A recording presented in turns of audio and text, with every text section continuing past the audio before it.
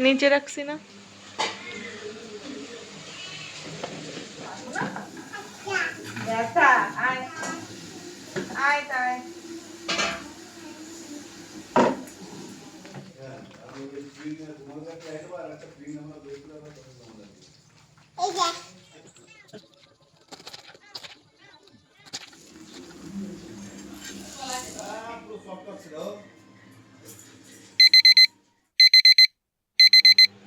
Hello everyone, good morning. Welcome to a new blog. Radhe Radhe सभी को। कैसे हो आप सब? आशा करते हैं आप सब अच्छे होंगे। मैं भी बढ़िया हूँ। आ गई हूँ नया एक ब्लॉग लेके। एंड आज के इस ब्लॉग में मैं आपके साथ शेयर करने वाली हूँ किन किन बातों का मुझे ध्यान रखना पड़ता है, कौन सा काम मुझे टाइम पे करना पड़ता है, वो सभी आपके साथ आज शेयर करूँगी। तो देखो, सुबह सुबह ही मैंने नाश्ता बना लिया है। एंड आज के नाश्ते में क्या है वो तो आपके सामने ही है। तो आज मैंने ये चाट बनाया है मटकी दाल का। 2 दिन पहले ही हम मूल गए थे, कुछ काम था, जैसा कि मैंने एक ब्लॉग भी डाला था वहाँ का। ऑफ़िशियल जो डॉक्यूमेंट्स थे वो सबमिट करने के लिए। तो वहाँ से आने के टाइम पे हमें एक मार्केट मिला था, क्योंकि हमें गाड़ी चेंज करके करके आना पड़ा। तो इतनी ज़्यादा दिक्कत हो गई ना आते टाइम। जाने के टाइम पे कोई प्रॉब्लम नहीं हुआ था, क्योंकि डायरेक्ट बस थी तो हम लोग ईज़िली चले गए थे। लेकिन आने के टाइम पे हमने वहाँ से पहले बस पकड़ी, फिर हम चामोशी आए, फिर चामोशी से घोट आए काली पीली से। एंड फिर वहाँ से ऑटो या फिर वो क्या बोलते हैं, डग्गा बोलते हैं ना, उसमें से आए। वो भी इतना टाइम हमें लगा, मतलब वो जब तक फुल नहीं करते तब तक तो वो निकल नहीं सकते ना।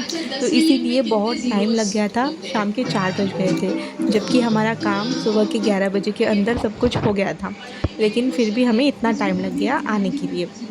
तो वहाँ से घोट में उस दिन मार्केट था, तो इसीलिए हम वहाँ पे थोड़ा-सा शॉपिंग करने के लिए गए थे, प्लस माँ को बैंक में भी काम था। सो वहीं से आते टाइम हमने कुछ सामान खरीद के लाए थे, तो उसमें से एक ये मटकी दाल भी लाया था मैंने। कल रात को भिगो के रखा था एंड आज देखो ये रेडी भी हो गया है।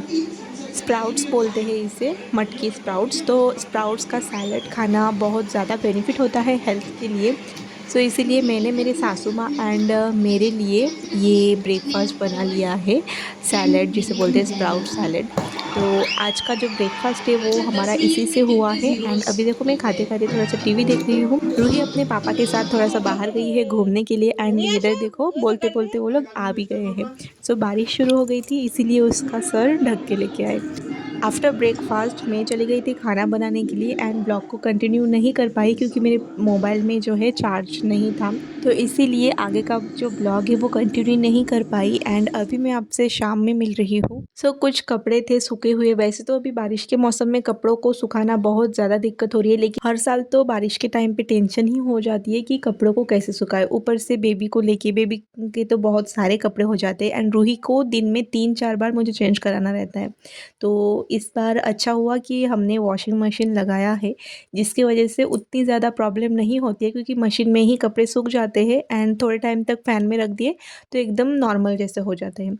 तो वही कुछ कपड़े थे जिन्हें मैंने फ़ोल्ड करके रख दिया है अपने अपने जगह पे।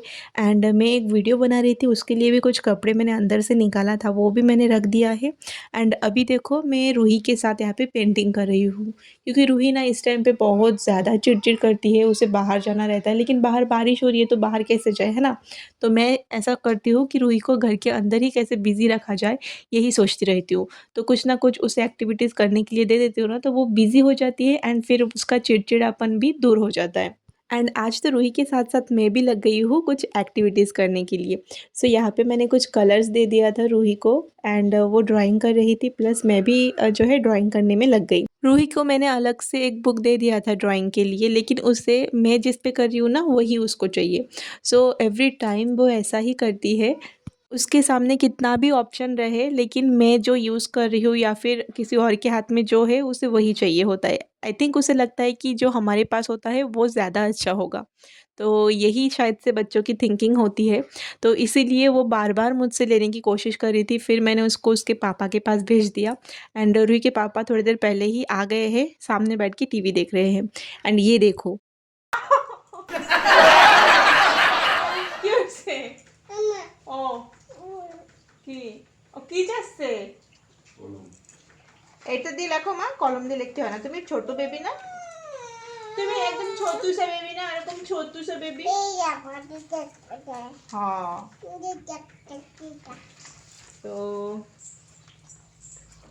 ड्राइंग ख़त्म करने के बाद मैं चली गई थी थोड़ा सा जो है इवनिंग स्नैक बनाने के लिए। तो इवनिंग को क्या दिया जाए तो यही सोच रही थी। तो मैंने सोचा कि चलो फ्रिज में जबकि फ्रूट्स है तो क्यों ना कुछ हेल्दी बनाया जाए। तो मैंने यहाँ पे पाइनएप्पल का जूस बनाया है, प्लस कुछ फ्रूट्स मैंने काट के दे दिया है रूही को खाने के लिए। सो अभी देखो रात का खाना बनाना शुरू हो गया है। माँ इधर मटन बना रही है एंड मैं आटा गूँध रही थी तब तक। फिर मैं बनाऊँगी रोटियाँ।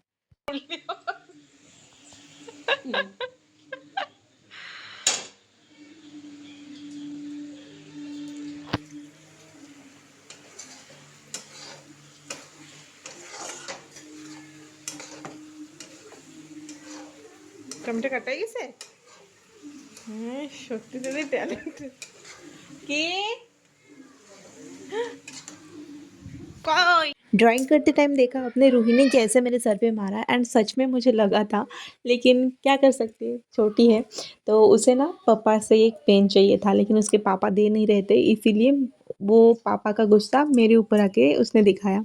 एंड आई थिंक सभी बच्चे ऐसा ही करते हैं क्योंकि माँ के साथ उनका ज़्यादा अटैचमेंट होता है। तो गुस्सा हो प्यार हो वो सब कुछ जो है वो माँ के साथ ही शेयर करते हैं। And I am really lucky कि रूही मेरे साथ सबसे ज़्यादा सेफ फील करती है। उसका गुस्सा हो, फ्रस्ट्रेशन हो, प्यार हो, वो सब कुछ मेरे साथ ही वो शेयर करती है।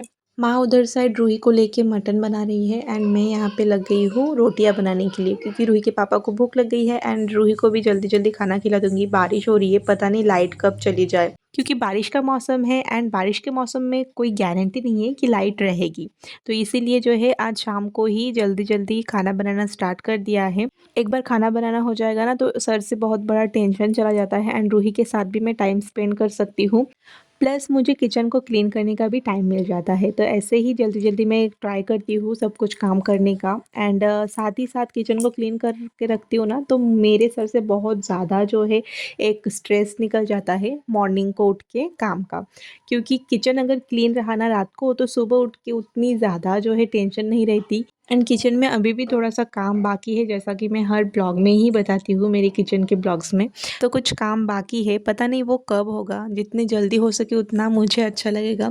पिछले साल की अगर बारिश की बात करूँ ना तो रूही को लेके जो दिक्कत मैंने फेस करी है वो दिक्कत मुझे इस बार फेस नहीं करना पड़ रहा है एंड मेरा किचन जैसा भी है मुझे बहुत प्यारा है क्योंकि इसे बनाने के लिए जो मैंने फेस करी है ना वो किसी को भी फेस ना करना पड़े क्योंकि बहुत ज़्यादा मेहनत लगी है इसको बनाने के लिए।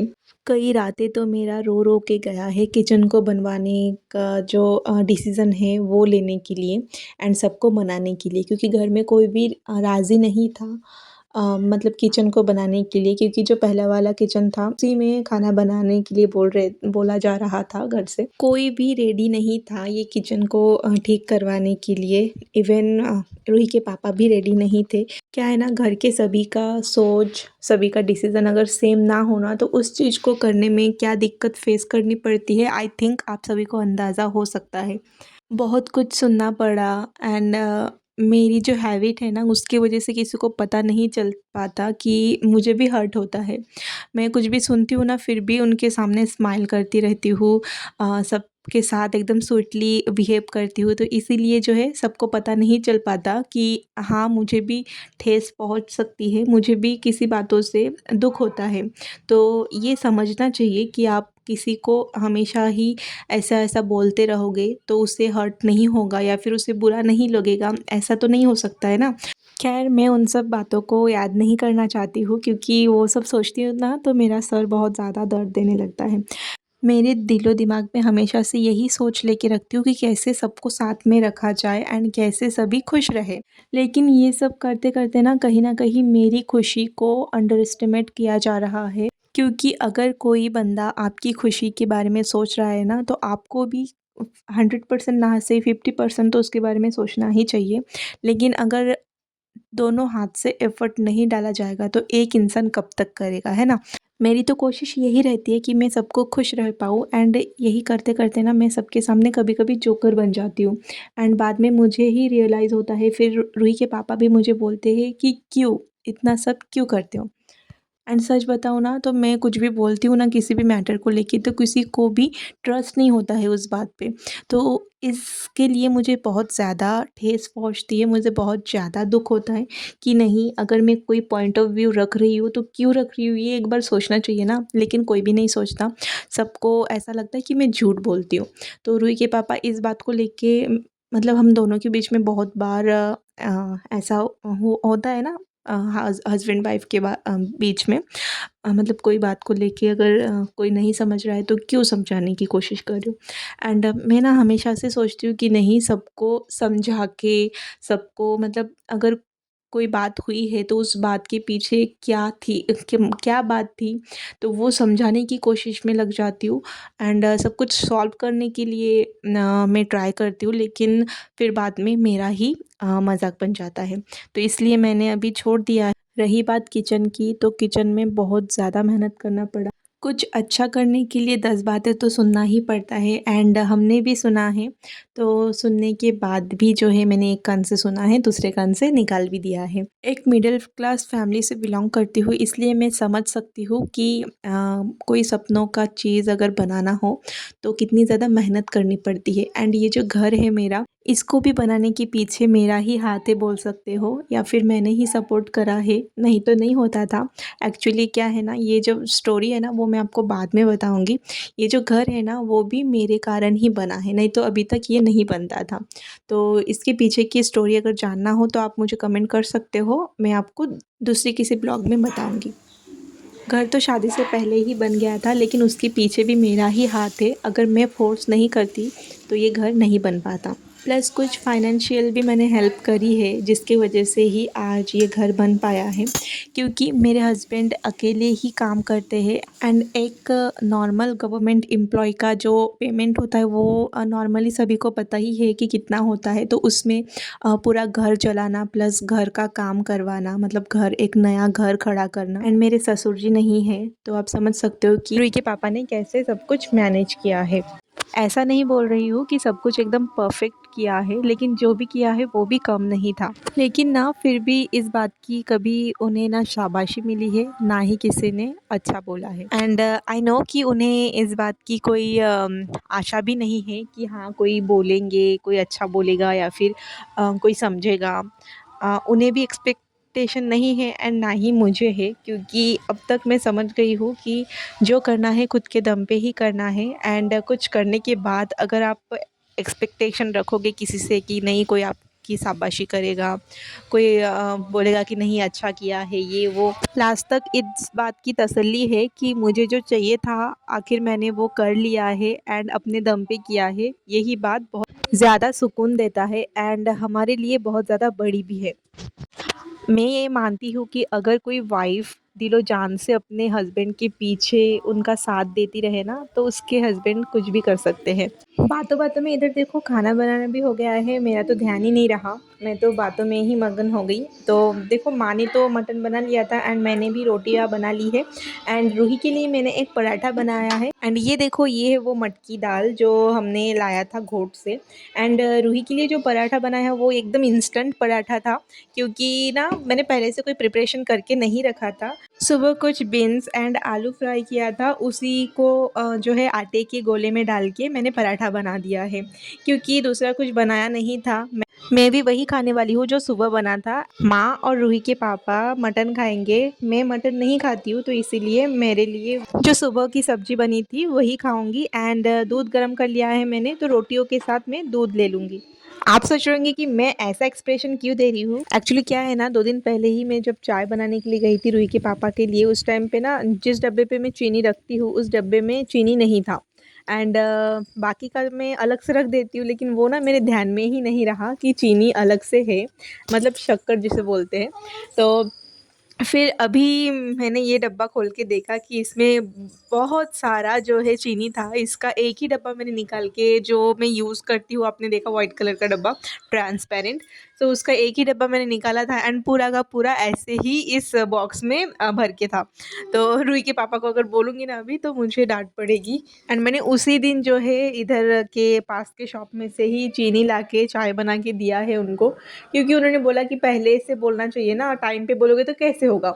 एंड बारिश का मौसम है, मतलब टाइम पे जाना भी नहीं होता है, तो इसीलिए जैसे ही मैं बॉक्स खोली एंड चीनी का पैकेट मुझे दिखा उसमें, तो मैं तो एकदम शॉक हो गई एंड मैं एकदम साइलेंट भी हो गई, क्योंकि अगर मैं अभी बताती थी ना तो रूही के पापा मुझ पे गुस्सा करते थे। खैर खाना तो बनना हो गया है, रूही के पापा को मैंने खाना भी दे दिया है, वहाँ पे रोटियाँ एंड जो मटन है वो मैं रख के आई हूँ टेबल पे, वो खुद से लेके खा लेंगे। एंड तब तक मैं कर लेती हूँ किचन को साफ़, क्योंकि रूही अभी माँ के पास है, तो इस टाइम पे मैं किचन को क्लीन करके रखूँगी ना, तो सुबह का जो टेंशन होता है किचन क्लीन करना वो नहीं रहेगा।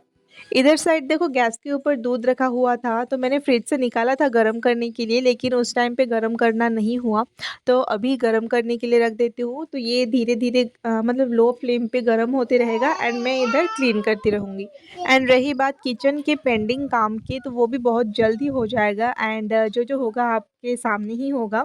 कल ही रूही के पापा बोल रहे थे कि एक सिंटेक्स लाना है, पाइप्स वगैरह लाना है, बट अभी बारिश के मौसम में तो नहीं होगा। बारिश ख़त्म होने के बाद फिर देखा जाएगा कि कैसे क्या करना है। एंड एक फ़िल्टर लगाने का भी प्लान है रूम के अंदर, मतलब किचन के अंदर। एंड फ़िल्टर के साथ साथ एक चिमनी भी लगाना है। सो मुझे तो उतना आइडिया है नहीं कि कौन सा क्या मतलब कैसा क्या रहता है, कौन सा अच्छा रहता है। सो देखा जाएगा जब लेंगे उस टाइम पे। स्टडी किए बिना तो नहीं लेते हम। कुछ कोई भी सामान अगर लाते हैं ना, तो उसके पहले बहुत ज़्यादा जो है, मैं तो बहुत ज़्यादा सर्च करती रहती हूँ कि कौन सा अच्छा रहेगा, कौन सा अफोर्डेबल रहेगा, हमारे बजट के हिसाब से कौन सा हमारे लिए बेस्ट रहेगा। ऐसे ही मैं जो है देख देख के सब कुछ लेती हूँ। एंड अगर आपको कोई अंदाज़ा हो तो आप भी मुझे बता सकते हो, मुझे सजेस्ट कर सकते हो कि मैं मेरे किचन को और भी अच्छे से कैसे रख सकूँ। किचन टॉप को पोछा लगाने के बाद मैं अभी जो पोछा है उसको वॉश करके रखती हूँ साथ ही साथ, क्योंकि अगर साथ में ना रखूँ ना तो वो बहुत ज़्यादा जो है मेसी एंड बहुत ज़्यादा गंदा लगता है। सुबह तक ये अच्छे से सूख जाएगा। एंड देखो शाम को मैंने पाइनएप्पल का जूस बनाया था, तो उसी का जो ऊपर का टॉप वाला सेक्शन होता है ना, तो वो मैं लगाती हूँ। एंड 3-4 मेरा प्लांट जो है बच गया है, तो ये इस 2 को वही लगा दूँगी। तो चलो अभी फेस वगैरह मैंने वॉश कर लिया है, अभी जाऊँगी चेंज करने के लिए, क्योंकि खाना बनाने के बाद ना चेंज ना करूँ तो अच्छा नहीं लगता। अगर आपको मेरा ये वीडियो थोड़ा-सा भी अच्छा लगा हो तो मुझे लाइक, शेयर एंड कमेंट करके ज़रूर बताना। एंड जिन्होंने अभी तक मेरे चैनल को सब्सक्राइब नहीं किया है, वो एक बार मेरे चैनल को सब्सक्राइब करके रखें। तो चलो मिलते हैं नए कुछ ब्लॉग के साथ, तब तक के लिए टाटा बाय बाय, खुश रहिए, हँसते रहिए एंड राधे राधे सभी। बाय बोल दो शोना। बाय।